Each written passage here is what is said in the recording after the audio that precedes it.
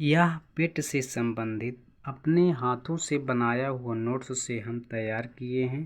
तो हम आज देखेंगे हड़प्पा सभ्यता। हड़प्पा सभ्यता हमारी 2350 से लेकर 1750 ईसा पूर्व तक रही और विश्व की पहली नगरीय सभ्यता हड़प्पा सभ्यता ही है। यूरोप से मंगोलाइट्स आया था और जापान से अल्पाइन आया था।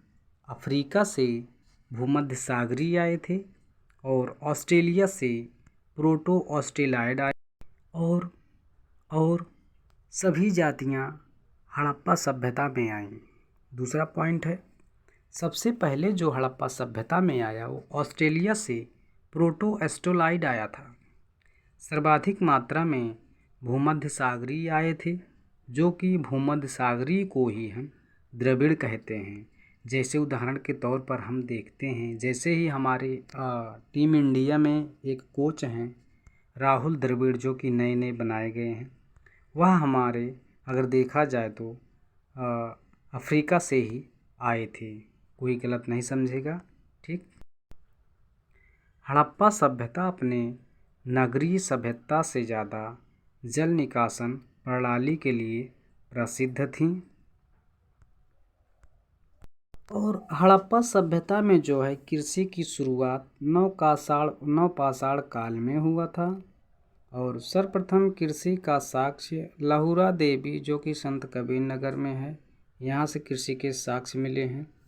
और दूसरा जो है हमारा सर्वप्रथम गेहूं और जौ के साक्ष्य मेहरगढ़, जो कि पाकिस्तान से मिला है। और हमारा तीसरा जैसे सर्वप्रथम चावल के साक्ष्य कोल्डिहिवा, जो कि इलाहाबाद से मिले हैं हमें, ये वाला, ठीक है। हड़प्पा सभ्यता में महत्वपूर्ण फसल जो थी वो हमारी गेहूं और जौ था और हड़प्पा सभ्यता में दाल और गन्ना नहीं पाया गया था। हड़प्पा सभ्यता में सबसे पहले कपास की खेती की गई थी। अब हमारा अगला पॉइंट है धार्मिक स्थिति और सामाजिक स्थिति।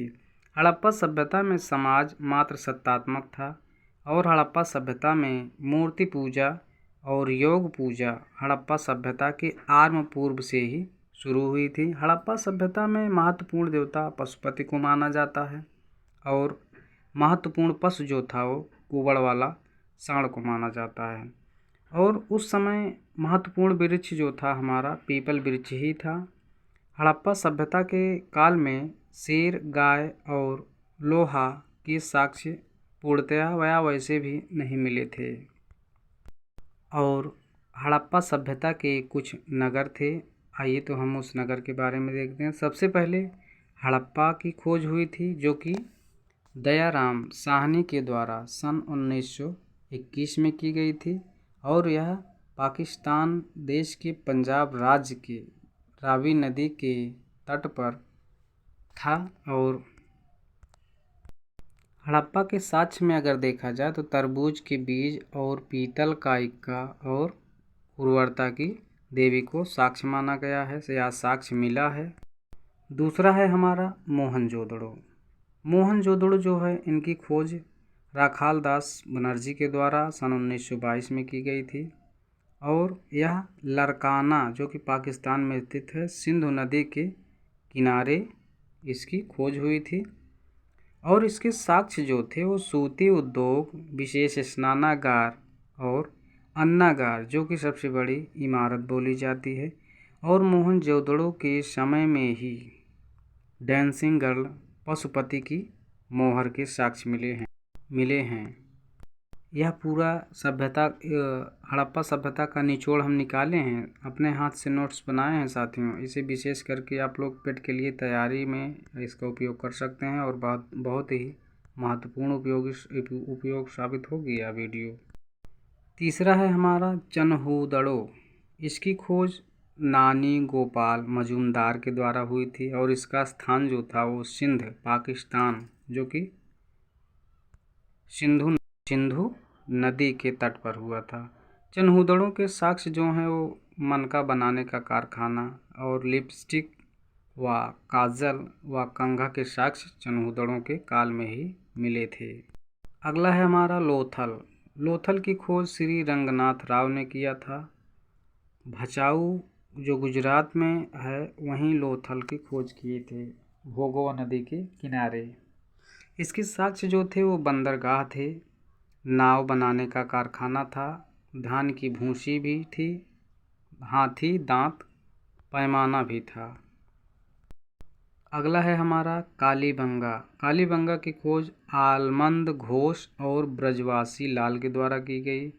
यह स्थान गंगानगर जो कि राजस्थान के घग्गर नदी के किनारे हुआ था।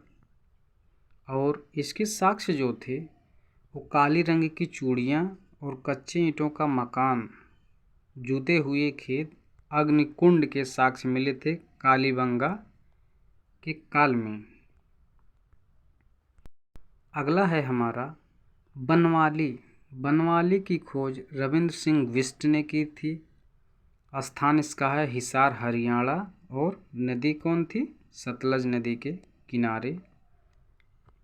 बनवाली के साक्ष्य जो मिले थे वो मिट्टी का हल था और बैलगाड़ी के पहिए का निशान था। उत्तम किस्म के जौ और समृद्ध लोगों का शहर भी इसके साक्ष्य मिले थे। धौलावीरा। धौलावीरा आप लोग तो जानते ही होंगे, इस समय बहुत महत्वपूर्ण है। अभी हाल ही में यह यूनेस्को में शामिल किया गया। धौलावीरा इसकी खोज रविंद्र सिंह बिष्ट भी किए थे। इसकी भी खोज जो कि गुजरात राज्य के कच्छ ज़िले में है।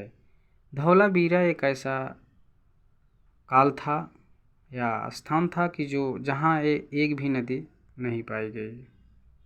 धौलावीरा के साक्ष्य जो थे वो सफ़ेद कुआं, क्रीड़ा स्थल जिसे हम स्टेडियम कहते हैं। अगला जल संरक्षण प्रणाली के विकास के लिए प्रसिद्ध है। कौन सा? हमारा धौलावीरा। उम्मीद करते हैं साथी कि यह जो वीडियो बनाए थे आप सबके लिए बहुत ही महत्वपूर्ण होंगी। हम यह नहीं कहेंगे कि हमारे चैनल को आप सब्सक्राइब करिए, लाइक करिए, शेयर करिए। अगर हमारा वीडियो आपके योग्य है, अगर आपको अच्छा लगा हो तो आप हमारा वीडियो आगे शेयर कर सकते हैं, लाइक कर सकते हैं, सब्सक्राइब कर सकते हैं हमारे चैनल को। तो हम यहीं अपना वीडियो स्टॉप करते हैं और हम कल अपनी टॉपिक लेकर आएंगे वैदिक युग। हम एकदम पॉइंट से चल रहे हैं अब हिस्ट्री में। ठीक, अगला पॉइंट रहेगा हमारा चैप्टर वैदिक युग। तो चलिए दोस्तों वीडियो को स्टॉप करते हैं। आशा करते हैं कि आप लोगों को समझ में आया होगा। धन्यवाद, नमस्कार साथियों।